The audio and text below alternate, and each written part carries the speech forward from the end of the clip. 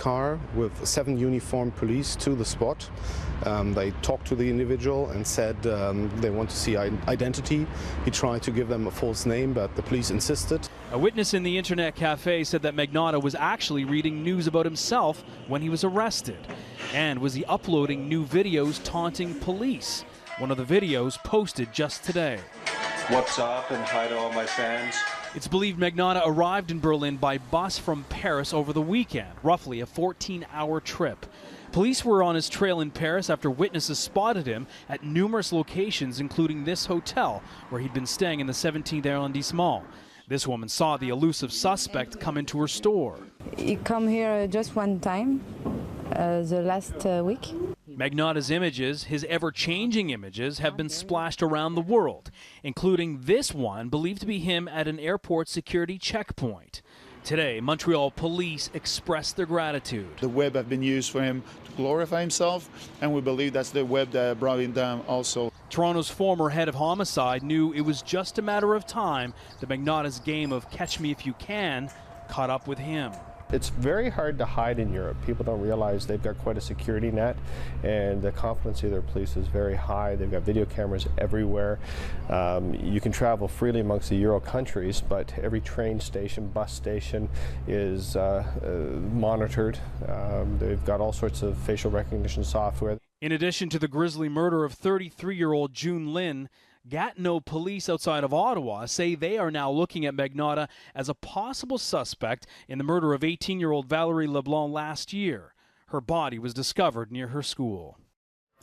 Now, Luka Magnotta remains behind bars in a Berlin jail. He's expected to go before a judge tomorrow. The next step for authorities in Canada is to get him extradited, a process that could take many months depending on whether Magnotta fights extradition. Now, he will eventually face Canada's justice system. The question, Leslie, is when. Back to you. All right, Anthony Robart.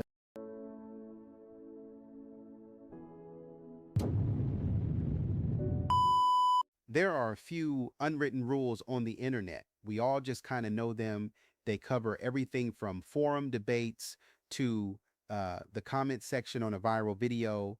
But the most important one, Rule 0, is the one you never ever break. You don't mess with cats. In 2010, someone didn't just break that rule, they shattered it in the most horrific way you can imagine. And by doing so, they kicked a digital hornet's nest that grew from a small, angry corner of the internet into a global manhunt. What kicked off with a video of sickening cruelty would spiral into a chase across continents, a bizarre game of cat and mouse between a perpetrator and a brand new kind of detective. This is the story of a crime that left the police completely stumped. A case that was supposed to become just another cold statistic, a forgotten name in a dusty file cabinet.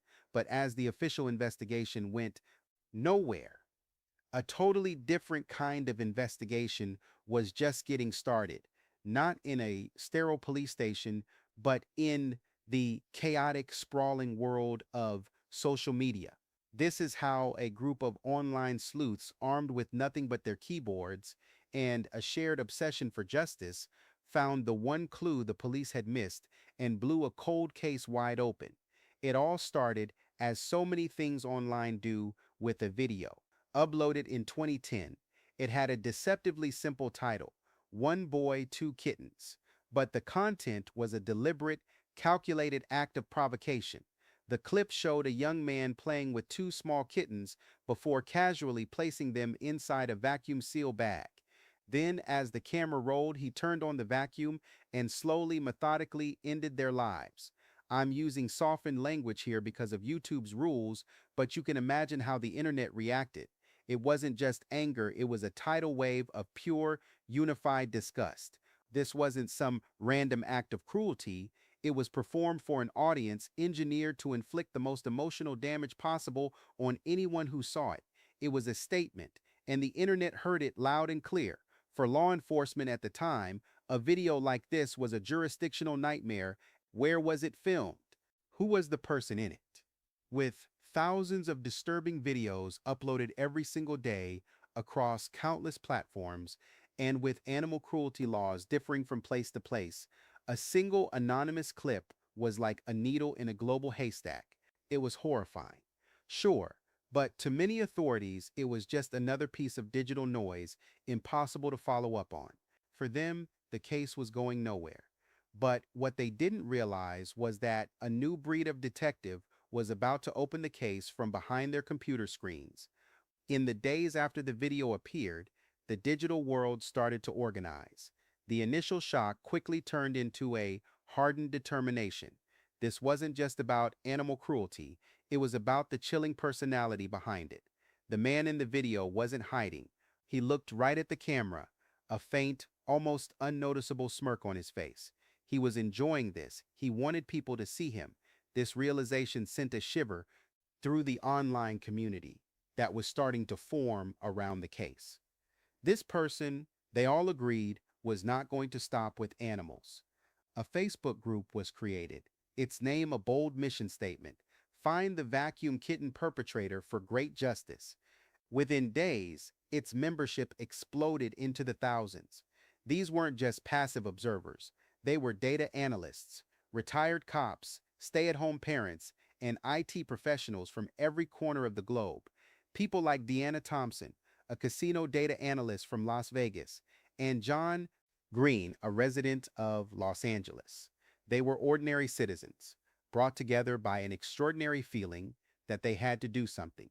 They felt they had to apply their unique skills to the pixelated crime scene on their screens. They started by treating the video like a piece of forensic evidence. Every single frame was scrutinized, every shadow analyzed, every object in the background identified and cataloged. They worked in shifts, passing information across time zones.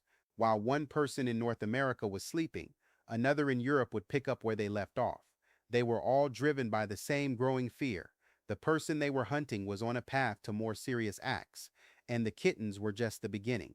The group carefully compiled their findings and presented them to various police departments. They pointed to the premeditated nature of the crime and argued that this was a massive red flag for future escalation. The response, however, was lukewarm at best. The sleuths were often met with jurisdictional confusion or were just flat out dismissed. "It's just cats" was a phrase they heard more than once. To police departments already struggling with limited resources, a video of animal cruelty, no matter how awful, just wasn't a top priority. This official roadblock was a huge source of frustration for the online group. They felt like they were screaming into a void. They saw a clear and present danger that the professionals either couldn't or wouldn't see. They had found a potential future threat, but the justice system seemed totally unprepared for the digital world they were living in. The police were looking for a physical crime scene, traditional evidence. The sleuths knew the real evidence, the evidence of intent, was hiding in plain sight online. With the police going nowhere, the case should have been forgotten. But if justice was going to be served, they were going to have to find it themselves. The hunt was on, and they were on their own. Frustrated, but not giving up, the massive Facebook group started to organize its efforts. A core team emerged, a dedicated group of about a dozen people who called themselves the Animal Beta Project. This was the special ops unit of the larger online army. Deanna Thompson, who went by the screen name Bowdy Movin', and John Green were central figures in this group. They weren't vigilantes, they were analysts. They understood that the internet was a double-edged sword. It gave dangerous individuals a stage to show off their actions, but it also created a permanent, searchable record of everything they did. A perpetrator's greatest tool, the internet's global reach, was also their greatest weakness. Their motivation was about more than just a love for animals. It was a deep understanding of patterns. Deanna Thompson, in her day job, analyzed data to spot cheaters in casinos. She was trained to see red flags and identify behaviors that signal something is wrong. John Green had a similar analytical mind, plus a relentless drive to see things through. They and the others in the group saw the patterns of escalation that criminal profilers had been warning about for decades. Serial offenders often start with animals. As John Green later put it, We felt he would continue, that he would harm other animals and eventually move on to something even more serious, like targeting a person. The group was structured like a mini intelligence agency. They had people who analyzed metadata from photos and videos. They had specialists who dug through public records and social media profiles. They had geographic profilers who tried to pinpoint the video's location from the tiniest details, and they constantly checked each other's work to avoid spreading misinformation. This was the spark, the moment a chaotic mob of angry people turned into a focused, methodical, investigative unit. They had one single purpose: to put a name and a face to the man in the video before their worst fears came true. They didn't have badges, warrants, or any official power. All they had was a shared gut feeling and a growing pile of digital breadcrumbs. And as it turned out, the man they were hunting was leaving a trail. He was arrogant. He thought he was smarter than them. And in his arrogance, he was about to make his first mistake. The investigation became an obsessive, pixel by pixel breakdown of the perpetrator's world. The group rewatched the kitten video hundreds, maybe even thousands of times. They weren't watching for the horror anymore. They were watching for what was in the background, searching for any little thing that could give them a clue. The first real break came from the objects in the room: a distinctive yellow blanket, a pack of cigarettes on a nightstand, a specific Canadian brand. The electrical outlets on the wall were a type commonly used in North America. This helped them narrow their search from the entire world down to a single continent. It was a huge step. Then there was the vacuum cleaner, a specific model that helped them establish a rough timeline for when the video was filmed. But the person responsible wasn't just sitting back and watching. He was an active participant. He was watching them, and he was loving the attention. He started making fake social media profiles to join the Facebook group and taunt its members. He'd post messages praising their efforts one minute and mocking them the next. One fake profile sent a message that simply said, "The guy you're looking for is called Luka Magnotta." Was it the perpetrator himself, unable to resist dropping his own name into the story? The group didn't know, but they finally had their first solid lead: Luka Magnotta. A search for that name opened up a can of worms of digital narcissism. Magnotta had spent years creating a bizarre and mostly fake online persona. He made fake fan pages for himself, claiming to be a famous model. He posted hundreds of photos, many of them photoshopped to make it look like he was living a life of glamour. He even started rumors that he was dating another infamous Canadian criminal, Karla Homolka. This desperation for attention was his undoing. The sleuths now had a name and a face, and they started cross-referencing his photos with the clues from the video. They found pictures of him posing on the same yellow blanket. They found other photos that showed glimpses of the same apartment. The puzzle pieces were starting to snap into place. But Magnotta was escalating. He released another video, this time feeding a live kitten to a python. It was another calculated taunt to the group he knew was watching his every move. He was playing with them, and he even sent a private message directly to Deanna Thompson, quoting the philosopher Nietzsche: "Whoever fights monsters should see to it that in the process he does not become a monster. And if you gaze long enough into an abyss, the abyss will gaze back at you." It was a direct threat, meant to intimidate her. It did the exact opposite. The online group took their findings to the police again, this time with a name, a face, and a mountain of evidence. In February 2011, Toronto police finally opened a file on Luka Magnotta and charged him with animal cruelty. But Magnotta was a ghost. He moved constantly, and the police couldn't find him. For the online community, it was a hollow victory. They had identified him, they had warned the police he would escalate, and yet he was still out there. They had a sinking feeling the war was far from over, and they wouldn't have to wait long to find out what he would do next. For over a year, the digital trail went cold. Magnotta seemed to have disappeared. The Facebook group kept watch, but there was nothing. The initial frenzy of the investigation settled into a tense, watchful quiet. Some wondered if they had scared him into stopping for good. They were wrong. On May 25, 2012, a new video surfaced on a Gore website. The title was One Lunatic, One Ice Pick. The 11-minute video was unimaginably graphic. I have to phrase it this way so the video doesn't get pulled down, but what investigators later found was that it showed a young man who had been restrained and then subjected to the most serious form of harm possible. The footage went on to show deeply disturbing content that investigators later described in their reports. It was the ultimate escalation, the absolute worst-case scenario the group had feared. Deanna Thompson, John Green, and the other core members were among the first to see it. The horrors was sickening, but through it all, they felt a jolt of chilling recognition. The room, it was the same room. On the wall behind the bed was a poster for the film Casablanca. They had seen that same poster in the background of some of Luka Magnotta's old photos. The bedspread was another clue. There was no doubt in their minds. The person responsible was Luka Magnotta. The man they had been hunting for 2 years had just taken someone's life and filmed it for the world to see. This was the breakthrough, born from an absolute tragedy. They were no longer tracking an animal abuser. They were now witnesses to something far more serious. Their work, once dismissed as an online hobby, was now critically important. The group jumped into action with a frantic, desperate energy. All the evidence they had spent 2 years gathering, the photo analysis, the geolocation of his old apartment, his network of fake profiles, was now a comprehensive intelligence file on a dangerous individual. They immediately started flooding the phone lines and email inboxes of the Montreal police, the city where they believed Magnotta was last living. This time, they weren't ignored.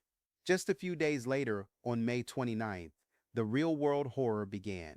A janitor in Montreal discovered a suitcase left by the garbage, and what was inside quickly drew the attention of investigators. In the trash outside the same building, investigators found clothing with forensic traces and a deceased puppy. The apartment was quickly identified as Luka Magnotta's. An official manhunt was launched, but by then, Magnotta was gone. He had fled the country just days after taking the victim's life. The race to catch him had just gone global. For the online sleuths, it was a moment of profound and bitter vindication. John Green later voiced their frustration, saying, "If they had just listened to us, maybe Jun Lin would still be with us today." They had seen it coming. They had warned everyone. Now, a 33-year-old student named Jun Lin was gone, and the person responsible was on the run. The sleuth's work wasn't over. Magnotta was now playing a cat-and-mouse game with the entire world, and the internet was his chessboard. With an international arrest warrant from Interpol, the manhunt for Luka Magnotta kicked into high gear. While police across Europe were on high alert, the social media sleuths kept tracking his digital footprints. They knew Magnotta's biggest weakness was his own ego. He couldn't resist checking the news to see his own name, to watch the global drama he had created. Magnotta had fled to Paris, where police found some of his belongings in a hotel. He was spotted around the city. The online community helped spread his picture across French social media, turning every citizen with a phone into a potential lookout.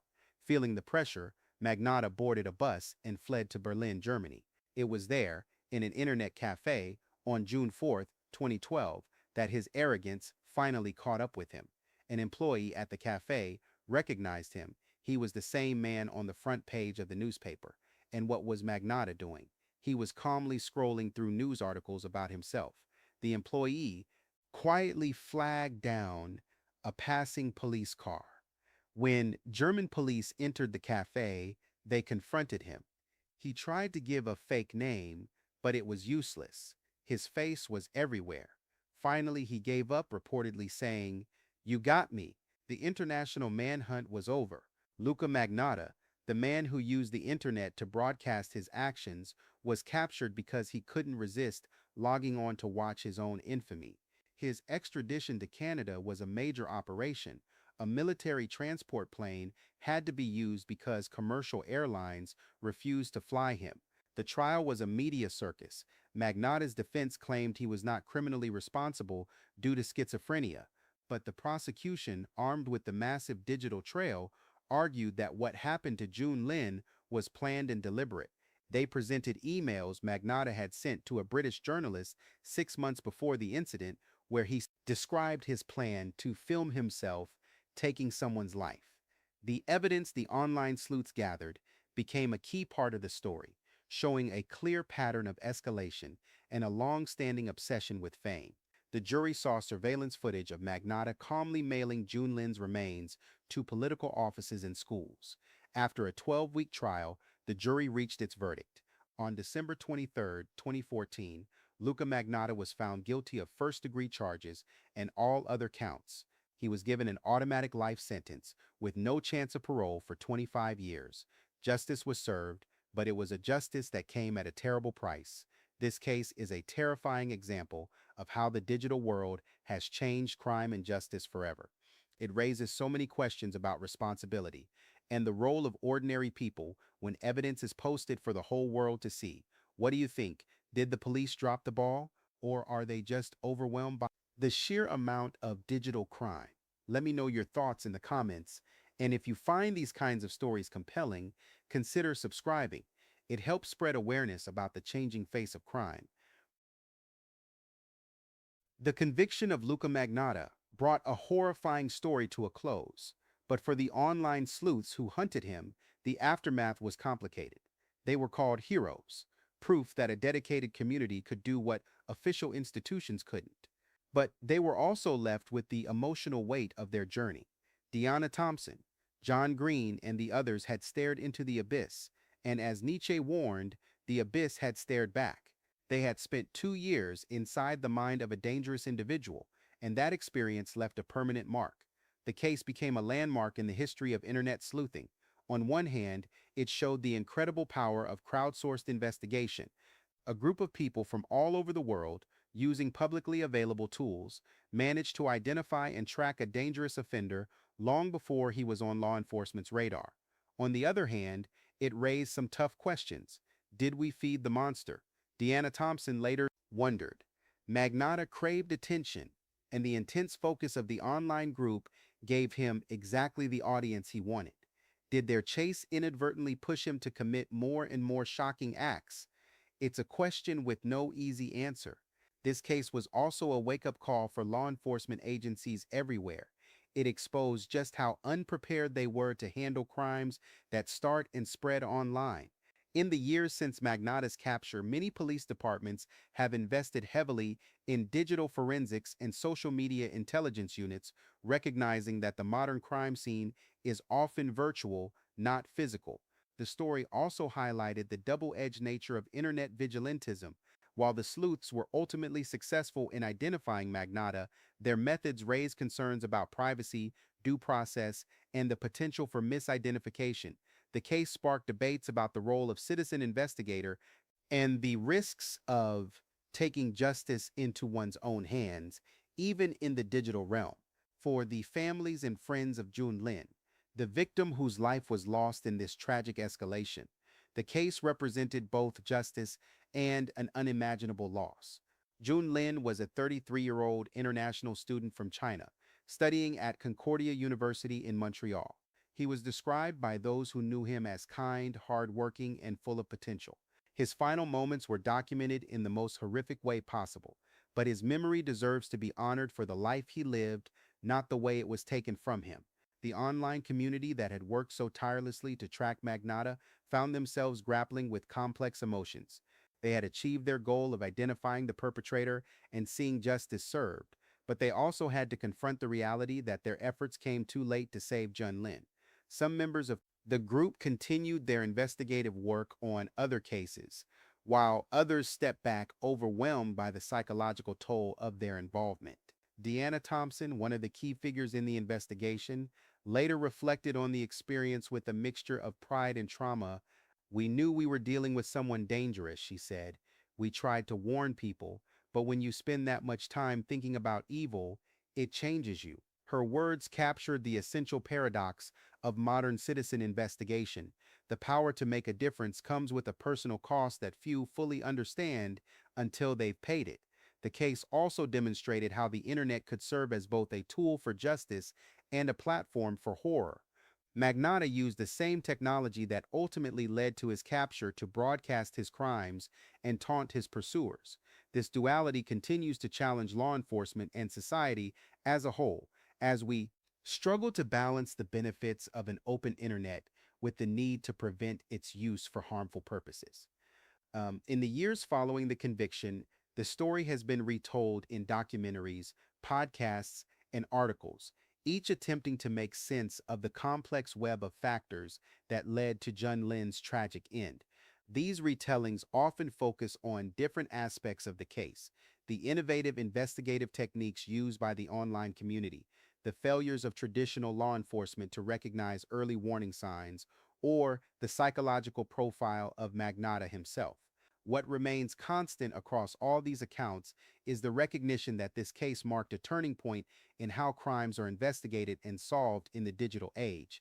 The collaboration between online sleuths and traditional law enforcement, though it came too late in this instance, provided a template for future investigations. Many police departments now have dedicated social media investigators and maintain closer relationships with online communities that track criminal activity.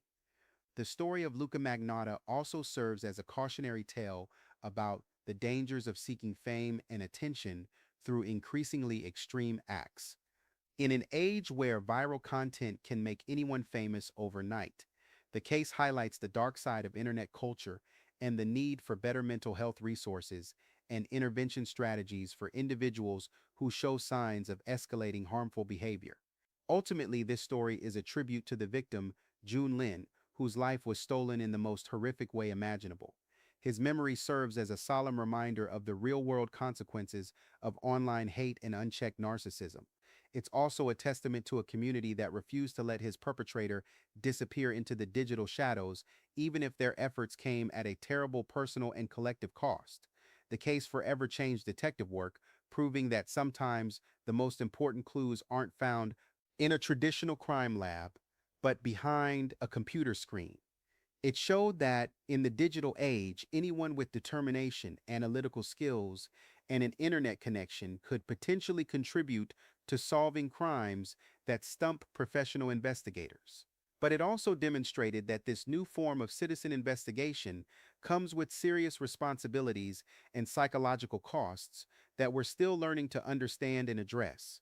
As we move forward in an increasingly connected world, the lessons learned from this case continue to resonate.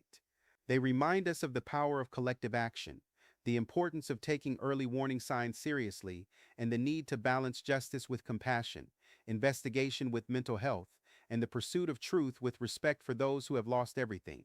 The story of how social media solved a crime that cops couldn't is ultimately a story about the best and worst of human nature played out on the world's largest stage.